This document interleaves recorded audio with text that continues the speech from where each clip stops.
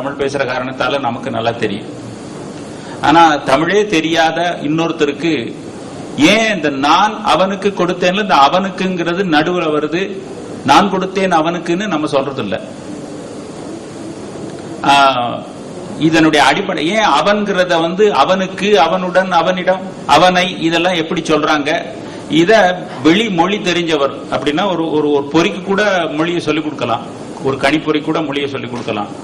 அது எப்படி தமிழை புரிஞ்சுக்கும் அப்படிங்கிறதுக்கான ஒரு மாடலை அவர் உருவாக்குறாரு. அதை உருவாக்குறதுக்காக ஏற்கனவே அவர் உருவனியல் மூலமாக அவருக்கு தமிழ்ல அவருக்கு எல்லாம் தெரிஞ்ச காரணத்தால பல்வேறு சொல் அமைப்புகளை அவரால் உருவாக்க முடியும். அந்த சொல் அமைப்புகளை பொறிக்கு கொடுத்து கணிப்பொறி அதை கண்டுபிடிக்குதா அப்படிங்கறத அது தப்பு பண்ணி தப்ப பிழைய திருத்தி கண்டுபிடிக்கும். ஒரு சின்ன பிள்ளை கண்டுபிடிக்கிற மாதிரி அதுதான் அவர் பண்ணியிருக்கிறார். உங்களுக்கு ஏதாவது இதுல கேள்விகள் இருக்குமானால் கேளுங்க. ஒரு 5 இன்ஃப்ளெக்ஷன்ங்கிறது வேற்றுமை உருவுகள்லாம் சேர்க்கிறது. அவனுக்கு கொடுத்தேன், அவனிடம் கொடுத்தேன், அவனோடு போனேன் சொல்றோமா இல்லையா? சொல்லுங்க. வணக்கம். நான் புரிஞ்சுட்டு என்னன்னா, இப்ப வந்தேன் அப்படின்னா அது கடந்த காலம் நமக்கு தெரியும். அது பொறியும் கண்டுபிடிக்கிறதுக்கு நீங்க வழி செஞ்சிருக்கீங்க, அதானா?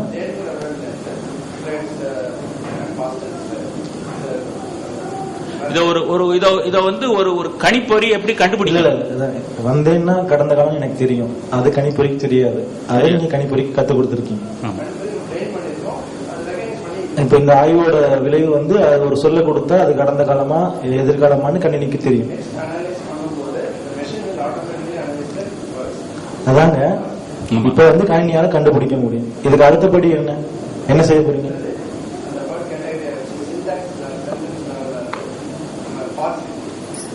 சரி ஐயா, இது என்ன அவர் என்ன சொல்ல வர்றார்? நீங்களே பல மார்பாலஜிக்கல் அனாலிசிஸ் தான் லாங்குவேஜ் ப்ராசஸிங் இனிஷியல் காம்போனன்ட். சரி, இப்ப பல அப்ளிகேஷன் சொன்னீங்க. இப்ப நீங்க ஒரு ஆய்வு தொடங்கும் போது ஒரு முடிவு உங்களுக்கு ஒரு மனசுல இருக்கும், இதை பண்ணுனா இந்த முடிவு. இதனுடைய main aim morphological analysis by a system.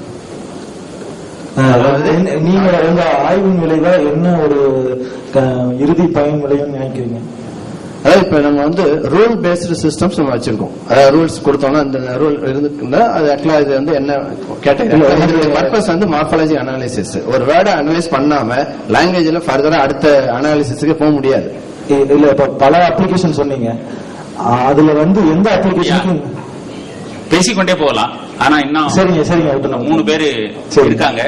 எல்லாருக்கும் வாய்ப்பு கொடுக்கணும், அப்புறம் நேரம் இல்லாம போயிடும். நீங்க வேணா 2 பேரும் தனியா இருந்து அப்புறமா பேசுங்க. அனைவருக்கும் வணக்கம். நாங்க படிக்க வந்திருக்கிற கட்டுரையோட தலைப்பு அசைநிலை உரைவடிவ பாக்களுக்கான இடஞ்சாரா இலக்கணமும் அதை அடிப்படையாக கொண்ட பகுப்பாய்வு முறையும். இது நானும் நண்பர் ஈஸ்வரும் இணைந்து செய்தது. இக்கட்டுரையை நான் தமிழார்வத்துக்கு வித்திட்டு என் தாத்தா முன்னிலையில் படிப்பதற்கு பெருமை அடைகிறேன். இந்த திட்டத்தோட நோக்கம் அப்படின்னா, முதன்மை நோக்கம் மரபு பாக்கள், அதாவது யாப்பிலக்கண நெறிகளுக்கு உட்பட்ட பாக்கள், அதை அழகுபடுத்தி பகுப்பாய்கிறதுக்கான ஒரு மென்பொருளை உருவாக்குறது.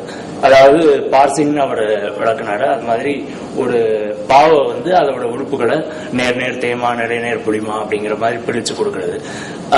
இது மட்டும் இதோடைய நேரடி பயன் அப்படின்னு இருந்தாலும், இதே கட்டமைப்பை பயன்படுத்தி படிப்படியா நம்ம மென்மேலும் நெறிமுறைகள், இலக்கண நெறிமுறைகளை சேர்த்துக்கிட்டு வந்தோம்னா இயல்மொழிகளுக்கான ஒரு பகுப்பாய்வையும் பயன்படுத்தலாம், உருவாக்கலாம். அதாவது இப்ப நம்ம வழக்கமா பயன்படுத்துற வரிகள் இதெல்லாம் பிரிச்சு கொடுத்தோம்னா அதுல இலக்கண பிழை இருந்தா அதை திருத்தலுக்கான வசதிகளை மென்பொருள் மூலமா சேர்த்து கொடுக்கலாம். இதுதான் இதுக்கான அடுத்த கட்ட நோக்கம். இந்த முறையை பத்தி கொஞ்சம் சொல்லணும். அதாவது அடிப்படையில பகுப்பாய்வு முறைகள் 2 வகைப்படும். ஒன்னு புள்ளியியல் தரவுகளை கொண்டு, அதாவது நிறைய ஏற்கனவே மனிதர்களால தேர்ந்தெடுக்கப்பட்ட ஒரு தரவுகளை வச்சு சில நெறிமுறைகளை அதுவே கத்துக்கிட்டு அதை பயன்படுத்தி பகுப்பாய்வு செய்யறது. அந்த மாதிரி ஒரு முறையை தான் முன்னர் பேசியவர் விளக்கினாரு. இரண்டாவது முறை வந்து நமக்கு இலக்கண நெறிமுறைகள் ஏற்கனவே நல்லா வகுக்கப்பட்டு இருந்ததுன்னா அதை பயன்படுத்தி நம்ம வந்து பகுப்பாய்வு செய்யலாம் அப்படிங்கிறது. நாங்க வந்து இந்த இடத்துல இரண்டாவது முறையை கையாண்டிருக்கோம்.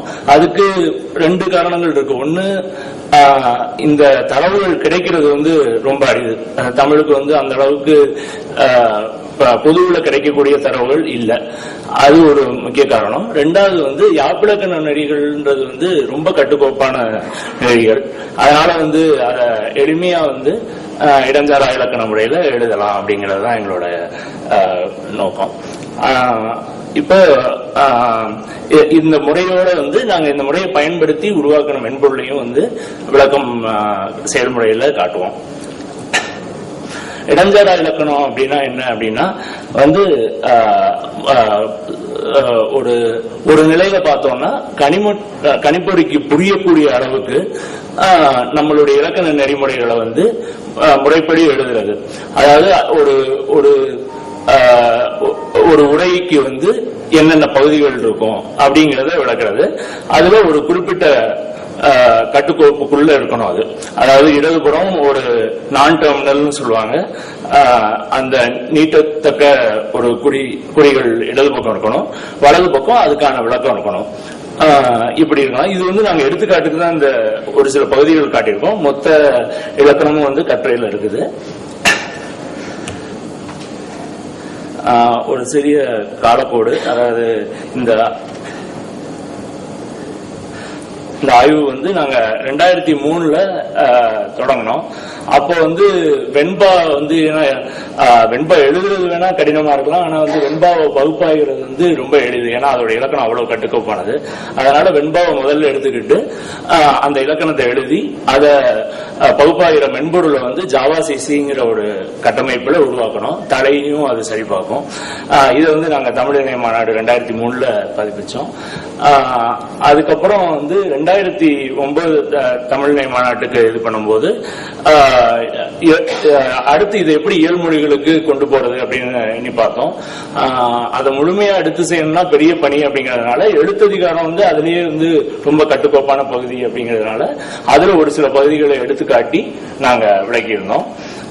இப்ப நாங்க காட்ட வந்திருக்கிற இதுல வந்து அனைத்து வகை சீர்கள், முதல்ல வந்து வெண்பாக்கு மட்டும் பண்ணதுனால இயற்சீர் வெண்பா ஒளிச்சீருக்கு மட்டும் பண்ணியிருந்தோம். இப்ப வந்து கனிச்சீர் எல்லா வகை சீர்களுக்குமே வந்து நாங்க இலக்கணம் எழுதியிருக்கோம்.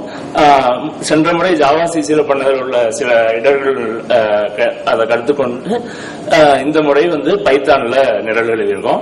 இது ஒரு கூடுதல் வசதி என்னன்னா இதை நீங்க இயக்குறதுக்கு எதையுமே நிறுவ வேண்டியதில்லை உங்க கணிப்பொறியில. இதை நாங்க வந்து இணையதளமா இதுல போட இருக்கிறோம். அதுக்கப்புறம் வந்து யாரு ஒருத்தர் புதுசா பா எழுதுறாரு அல்லது பழைய மரபு பாகளை வந்து ஆய்வு செய்யறாரு அப்படின்னா அவர் வந்து அந்த இதில் உள்ள ஒரு பெட்டியில உள்ளிட்டு பார்த்தாருன்னா அவருக்கு வந்து அந்த பகுப்பாய்வு செஞ்சு அதோடைய வெளியில வரும். அதை பத்தி இப்ப ஈஸ்வர், இந்த விசனரி பகுப்பாய்விக்கு நாங்க வந்து ஒரு வெப்சைட் ஒன்று எழுதியிருக்கோம். இது வரைக்கும் நாங்க அதை எங்களோட பாக்ஸ்லயே இருக்கு, நீங்க வந்து வெளியில ஆக்சஸ் பண்ண முடியாது. ஆனா இந்த கான்ஃபரன்ஸ் முடிஞ்சதுக்கு அப்புறம் நாங்க அதை வந்து எல்லாருக்கும் ஓபன் பண்ணலாம்னு இருக்கோம். ஸோ நீங்க எல்லாம் டெஸ்ட் பண்ணீங்கன்னா நல்லா இருக்கும். ஸோ இது வந்து ஹோம்பேஜ்ல பாத்தீங்கன்னா வந்து நாங்க ஏற்கனவே நிறைய பாக்களை வந்து பாஸ் பண்ணியிருக்கோம். இது வந்து நற்றினில இருந்து ஒரு பா, இது வந்து திருக்குறள், அப்புறம் இது வந்து தேவாரம், திருப்பி திருக்குறள், அப்புறம் வந்து மக்கள் நிறைய வலைப்பதிவுகள்ல வந்து அவங்கவுங்க பாக்கள்லாம் நிறைய எழுதி வச்சிருக்காங்க. அது வந்து எப்படி பகுக்கிறதுன்னு சொல்லிட்டு அதுல இருந்து சில பாக்கள்லாம் எடுத்து நாங்க எக்ஸாம்பிள் காட்டியிருக்கோம். ஸோ நீங்க பாத்தீங்கன்னா வந்து நற்றினை எடுக்கலாம். ஃபார் எக்ஸாம்பிள் நற்றினையில வந்து இந்த பாலை 6 அடிகள் இருக்கு. ஒவ்வொரு அடியிலையும் வந்து பல்வேறு சீர்கள் இருக்கு. இந்த முதல் சீர் வந்து தேமா ஈரசை சீர், இரண்டாவது சீர் வந்து தேமா ஈரசை சீர், மூணாவது சீர் வந்து மூவசை சீர். இந்த மாதிரி நீங்க வந்து இன்புட் கொடுக்கறத நாங்க பார்ஸ் பண்ணி இந்த மாதிரி பல்வேறு சீர்கள் பிரித்து உங்களுக்கு கொடுத்துருக்கோம். இதுல வந்து உங்களுக்கு நான் வந்து இன்னொரு எக்ஸாம்பிள் காட்டுறேன். சப்போஸ் நீங்க வந்து புதுசா ஒரு பா எழுதுறீங்கன்னு வச்சுக்கோங்க. இப்போ இங்க வந்து பா டைப் பண்றதுல டைம் இல்லை, அதனால நான் உங்களுக்கு வந்து ஏற்கனவே இருக்க